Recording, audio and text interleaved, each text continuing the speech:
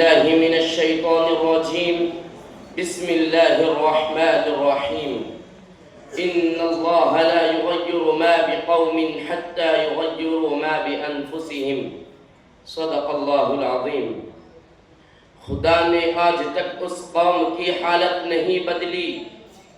خدا نے آج تک اس قوم کی حالت نہیں بدلی، نہ ہو جس کو خیال آپ اپنی حالت کے بدلنے کا۔ عزیزان ملت، آج مغرب کی درسگاہوں، تحقیقاتی اداروں اور علمی مرکزوں سے ایک آواز ہم سے مخاطب ہے، مگر افسوس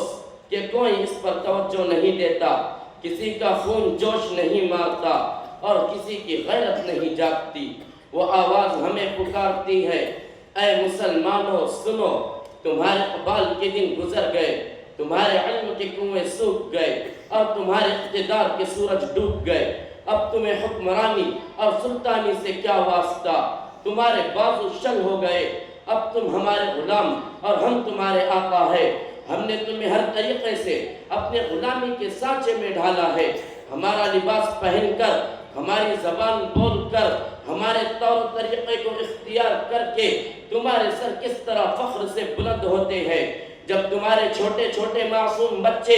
ہمارا قومی نشان اور مذہبی شعار ٹائی لگا کر اسکول جاتے ہیں تو اس لباس کو دیکھ کر کس طرح تمہارے دل خوش ہوتے ہیں۔ ہم بیوقوف نہیں تھے، ہم نے تمہارے دل و دماغ کو اپنا غلام بنا چکے تھے، اب تم ہماری آنکھوں سے دیکھتے ہو، ہمارے کانوں سے سنتے ہو اور ہمارے دماغ سے سوچتے ہو۔ اب تمہارے یہاں کوئی خالد بن ولید، کوئی محمد بن قاسم اور کوئی ٹیپو سلطان پیدا نہیں ہو سکتا۔ آخر کیوں ہمیں پریشان کیا جا رہا ہے؟ آج نہ ہماری جانیں محفوظ ہے، نہ ہمارا مال محفوظ ہے۔ کئی حالات یہ ہیں کہ دہشت گردی کے نام پر مسلمانوں کو مار دیا جاتا ہے، کئی حالات یہ ہیں کہ ہمارے مسلمان بھائی گھر سے روزی کی تلاش میں نکلتے ہیں اور ہماری مائیں بہنیں یہ انتظار میں ہوتی ہے کہ میرا لال آئے گا اور ہماری آرام کی زندگی گزرے گی، لیکن چند ناتنسکوں کی اولاد ہمارے مسلمان بھائیوں کو مار مار کر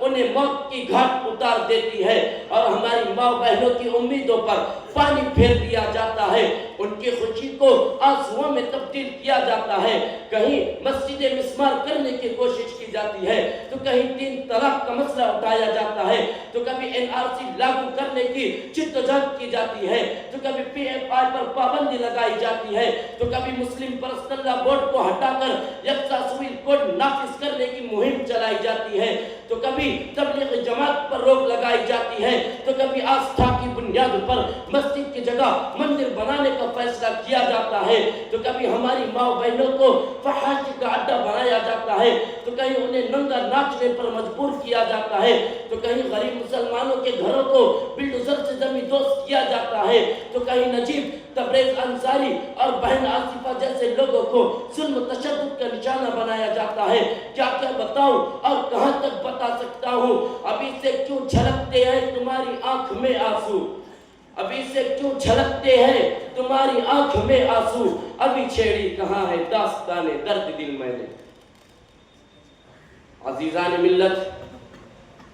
اگر آج مسلمانوں کو صرف اس بنا پر ظلم و تشدد کا نشانہ بنایا جا رہا ہے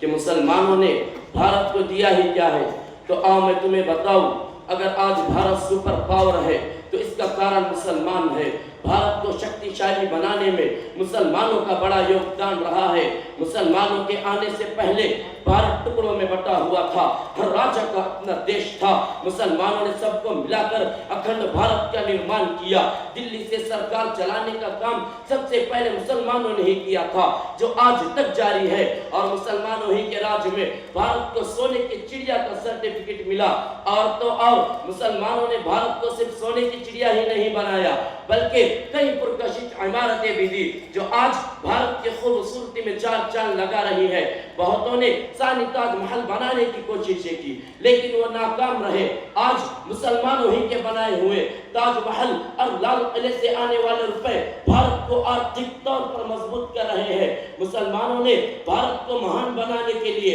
نئے نئے طریقے ایجاد کیے۔ جہاں ٹیپو سلطان نے راکٹ اور توپ خانوں کا آوشکار کیا، وہیں اے پی جے عبد الکلام نے ایٹم بم کا آوشکار کیا۔ ارے اس کو چھوڑو، ہماری آن بان شان، ہم ہندوستانیوں کی پہچان، نیشنل فلیگ ترنگے جھنڈے کو کس نے بنایا، ترنگے جھنڈے کی ڈرائنگ کس نے کی؟ آپ کو پتہ ہونا چاہیے۔ وہ ایک مسلمان لڑکی تھی جس کا نام ثریا طیب ہے۔